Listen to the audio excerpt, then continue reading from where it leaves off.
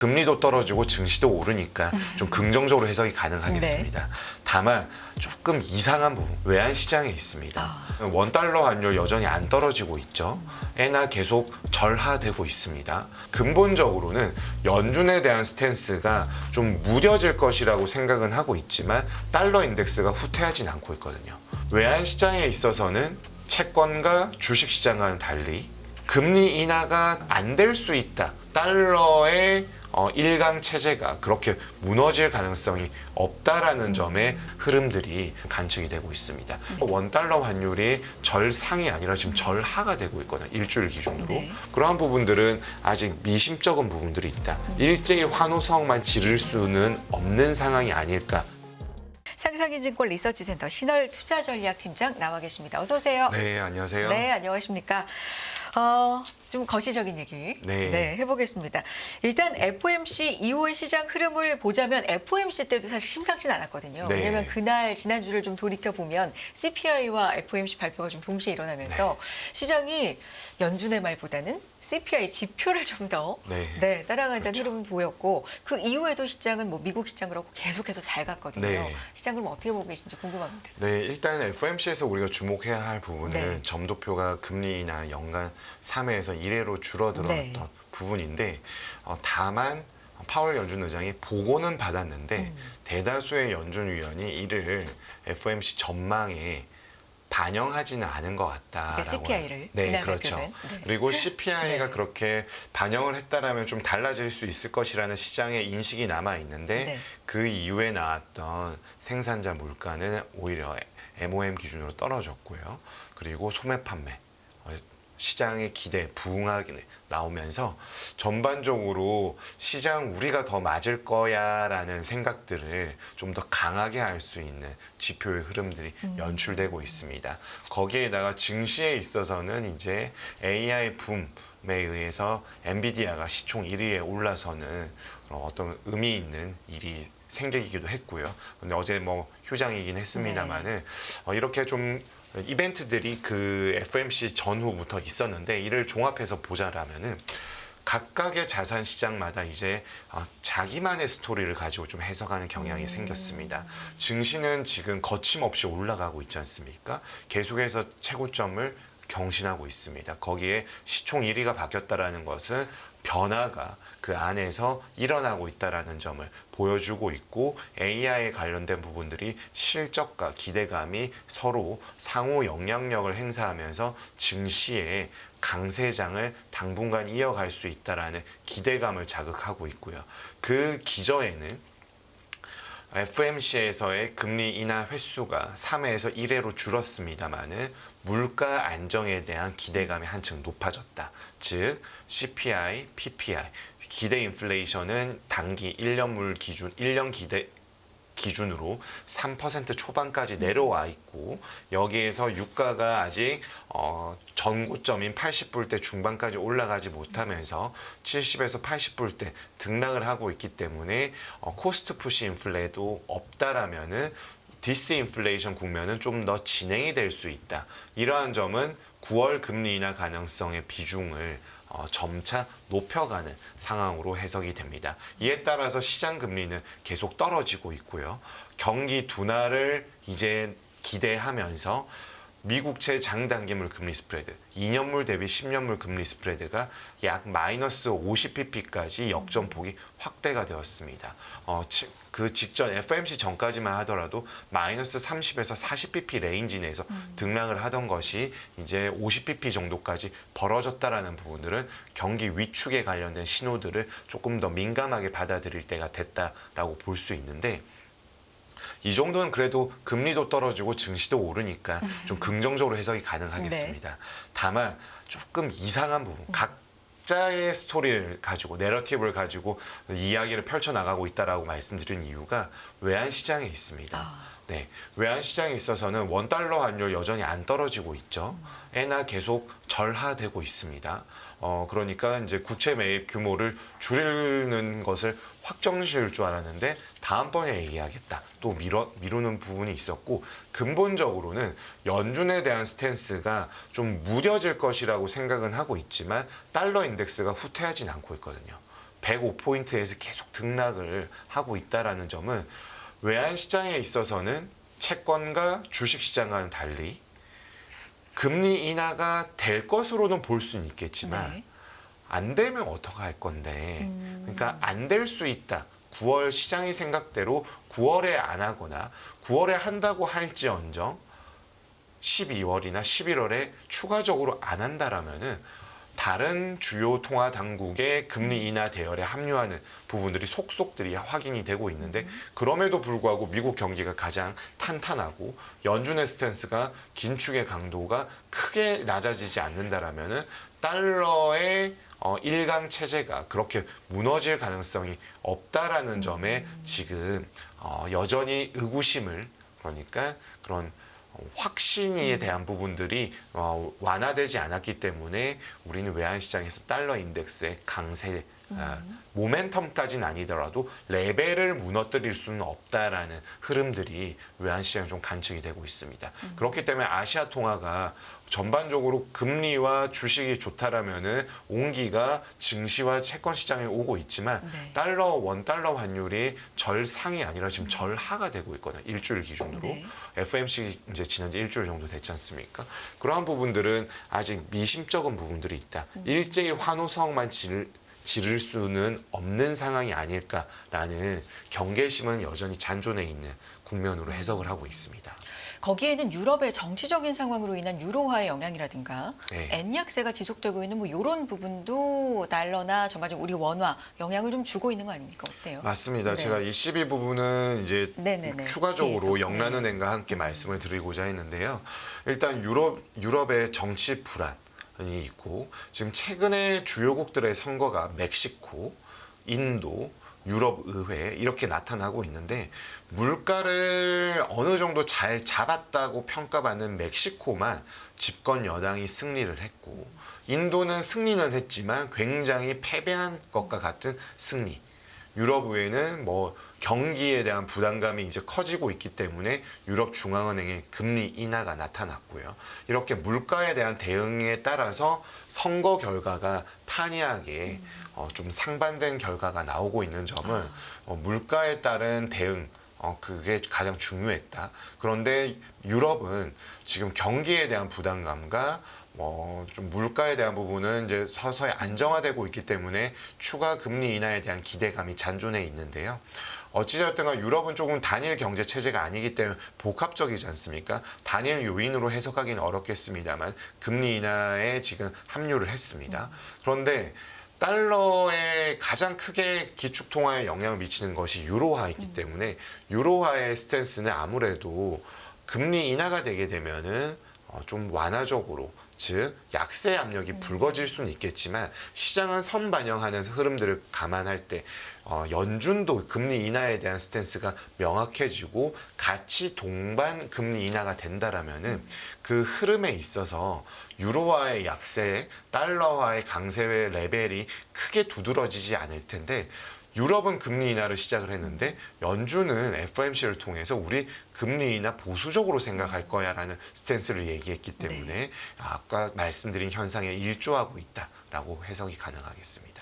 ECB 같은 경우는 보험적으로 내렸다라는 평가가 있잖아요. 경기를 네. 미리 대비하기 위해서. 근데 연준은 그런 식으로 따지면 내릴 이유가 아직은 없는 거 아닙니까? 경기적으로 보자면. 네. 네. 보험성 인하의 성격은 이미 QT 테이퍼링을 시행을 하면서 일정 부분 해 놓았고요. 반응을 어떤 크레딧 이벤트나 좀 예상하지 못했었던 레포 금리 발작의 19년도 일, 23년도의 SBB 사태와 같은 일들이 벌어지지 않는다라면은 통화 정책 경로에 있어서 가장 핵심 변수는 물가인데, 물가가 완벽하게 잡히는 것을 보는 동안 기다려도 연준의 입장에서는 우리는 물가 안정이 가장 핵심이기 때문에 이러한 것이 가능하다라고도 얘기는 할 수 있습니다. 다만 최근 들어서 경제 지표에 대한 부분들을 나타내고 있는 ESI, 그러니까 이코노믹 서프라이즈 인덱스의 고점이 낮아지고 있다라는 부분들은, 그건 어떤 의미인데요? 서프라이즈, 그러니까 제로를 기준으로 플러스에 있으면은 예상보다 지표가 잘 나왔다. 마이너스에 있으면 예상보다 못 나왔다는데 잘 나온 것과 못 나온 것은 그 강도가 있지 않습니까? 그러한 부분들은 플러스와 마이너스의 숫자로 나타내게 되는데요. 최근에 플러스에서 마이너스로 가는 국면에 있지만 플러스의 고점이 낮아지고 있다는 부분들은 1분기보다 2분기에 나오는 지표들의 경제 서프라이즈의 네. 강도가 낮아지고 있다는 점을 나타내고 있고, 서두에 말씀드린 것처럼 미국채 장단기물 금리 스프레드의 역전폭이 확대되고 있다는 점은 이렇게 되면은 경제 지표들이 이런 흐름으로 관측이 된다라면은 이제 미국 경기는 1분기보다 2분기에 톤 다운이 될 것이고 3분기와 4분기에는 경기 둔화 위축에 대한 부분들의 신호가 좀 더 나올 수 있겠구나라고 생각하는 것으로 볼 수가 있겠습니다. 네. 앞서서 이제 뭐 정치권도 각국의 정치권도 물가를 그래서 잘 잡았어 못 잡았어로 좀 평가되는 네. 흐름들이 보여진다 말씀해 주셨는데 영국 같은 경우는 물가 목표치 달성을 했다는 네. 소식 전해졌는데 그래도 동결적으로 좀 무게가 실리는 것 같아요. 맞습니다. 네. 지금 21년 여름 이후로 근 3년 만에 물가 안정 목표제인 2%를 달성했다라고 하고 있는데 네. 그럼에도 불구하고 동결 가능성이 좀 더 높다. 네. 그러면 금리 인하의 시점은 언제로 볼 것인가? 8월부터 시작할 것이다라는 예상이 대다수를 점하고 있습니다. 아무래도 영국은 물가 상승기에 굉장히 좀 곤혹을 치렀고요. 아무래도 그 대륙에서 벗어나 있는 그런 경제 구조를 네네. 지니고 있고 브렉시트를 통해서 여전히 이제 물가 상승 리스크 요인에 대한 취약함이 남아 있기 때문에 이러한 부분들을 파월 연준 의장의 입을 빌리자면은 레벨은 달성했는데 트렌드에 대한 부분들을 좀 더 확인하는 시간이 필요할 것으로 영국은 좀 예상이 됩니다. 그렇지만 금리 인하의 시점은 연준보다는 빠르지 않을까라는 것이 시장 인식의 공통점이다라고 해석이 가능하겠습니다. 이제 지금부터는 특히나 3분기부터는 각자의 상황대로 네. 이 통화 정책을 각국이 좀 가져간 게 이미 좀 시작이 됐고 네. 3분기는 좀 더 이제 심화될 맞습니다. 시기로 보여지는데 우리나라도 거기에 빠질 수 없잖아요. 네. 네. 지금 시장 금리가 너무 강하게 내려오고 있습니다. 국고 3년물 기준으로 3.1%대 진입을 했고요. 3.2%를 하회하고 있기 때문에 기준금리가 3.5%가 지금 1년 반째 이어지고 있지 않습니까? 마이너스 30bp 이상 역전폭이 확대가 되었다라는 점은 금리 인하에 대한 시장의 베팅이 이제 본격적으로 시작이 되었다. 그리고 시작이 됐는데 유지가 될 수도 있고 흔들릴 수도 있지 않습니까? 유지가 된다라면은 보통 2에서 3개월 내에 금리 인하가 되었던 과거 트렌드가 있습니다. 그렇기 때문에 지금은 3분기 내에 금리 인하 가능성에 대한 기대감이 한층 높아져 있다라고 볼 수가 있겠고요. 여기에 가늠자 역할을 할 정책 이벤트는 7월 금통위에서의 금리 인하 소수 의견 출연 여부이겠습니다. 지금 금통위의 구도는 금리 동결 5분, 금리 인하 필요성, 금리 인하가 아닙니다. 금리 인하 필요성에 3개월 내 금리 인하 필요성이 있다라고 네. 생각하는 분이 한 분인데요. 저희는 신성환 위원으로 추정하고 있습니다. 일단 유상대 부총재는 총재님과 의견을 같이 할 거고요. 장용성 한국은행 총재 추천으로 대신 교수님 출신의 위원은 시장 얘기는 그렇게 안 하시는 것으로 해석이 되고 김수영 김종화 이수영 위원은 이번에 합류를 하셨습니다. 황건일 위원은 5대1의 구도가 형성이 될 때 박춘석 전 금통위원이 나가시면서 들어오셨기 때문에 이분 또한 지금 동결로 보고 있는데 그러면 남은 분은 신성환 위원이고 신성환 위원은 22년 말에 이미 금리 인상을 연준이 굉장히 가파르게 하던 자이언트 스텝 국면에서 과잉 긴축 우려에 대한 코멘트들이 있었습니다. 즉 시장에 대해서 좀 민감하게 보고 최근에 내수에 대한 부분들 계속 언급하고 있는 점 감안할 때 금리 인하 소수견이 나올 수 있다라고 저희는 판단하고 있고 그렇게 될 경우에는 8월 금리 인하 가능성 매우 높다라고 생각하고 있습니다. 네. 다만 시장에서는 8월일까 10월일까에 대한 고민들을 하고 있는데 저희는 이러한 구도를 판단을 하고 최근 들어서 언제나 좀 있어 왔지만 정부 여당 측면에서도 일주일 사이에 성태훈 정책실장과 송원석 국회의원이 금리 인하에 대한 얘기가 있었기 때문에 어느 정도 금통위원들이 좀 고려할 때가 한층 무르익지 않을까라고 생각하고, 그런 발언이 없었다고 하더라도 신성한 의원은 금리 인하 소수 의견을 7월 내고 8월에 금리 인하로 대세로 바뀌는 점은 한 분의 금리 인하 소수 의견이 대세로 이끈다기보다는 연준의 9월 금리 인하 가능성이 무르익기 때문에 2019년에도 우리가 7월 금통위 때 연준보다 약 20일 정도 먼저 앞당겨서 한 적이 있습니다. 과거에도 통화정책의 방향성이 크게 다르지 않으면 외국인 자본의 유출 압력은 없었기 때문에 이번 국면에서 금리 인하가 가능하다라고 판단하고 있습니다. 물가도 그렇게 좀 잡혀가고 있는 겁니까? 그렇죠. 근원 물가는 2% 초반, 그리고 헤드라인 물가는 2% 후반인데요. 유가에 대한 부담감이 한층 좀 경감되었고요. 소비자 기대 인플레이션이 유가 때문에 좀 들썩이었습니다만은 상반기에 평균 기준으로 3.1%였습니다. 하반기에는 2%로 진입이 가능하다라고 보고 있기 때문에 국내에서 보는 CPI, PPI, 소비자 기대 인플레이션 모두 물가 안정으로 다가가고 있는데 아직 데이터가 조금 더 필요한 것은 사실이기 때문에 6월, 7월에 나오는 지표들이 굉장히 중요하다라고 볼 수가 있겠습니다. 3분기 앞두고 이 통화정책 방향에 있어서도 우리가 상당히 중요하게 볼 부분이나 이 변화되는 어떤 점들이 있을 만한 시기 3분기이기 네. 때문에 그런 부분들이 좀 눈여겨 볼 만한 부분으로 많다 전해드리고 있고요. 2분기까지 상반기 정리를 해보면 PF 시장은 어떻고 그에 따른 부동산은 또 어떻게 네. 흘러가고 있는지 이 부분도 정리가 좀 필요할 것 같아요. 네. PF 리스크에 대해서 네. 채권 시장과 부동산 시장을 생각하는 바가 조금 다른 것 같습니다.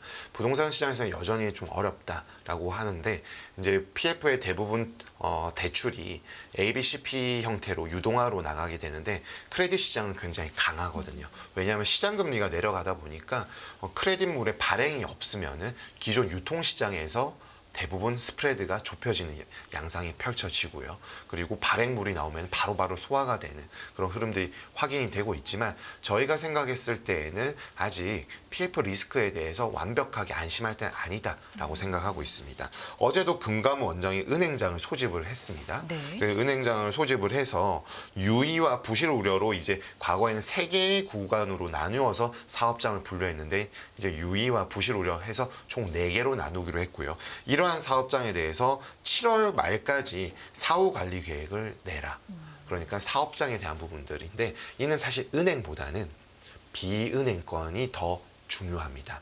그리고 5조 원 규모로 신디케이트 론을 조성을 하겠다.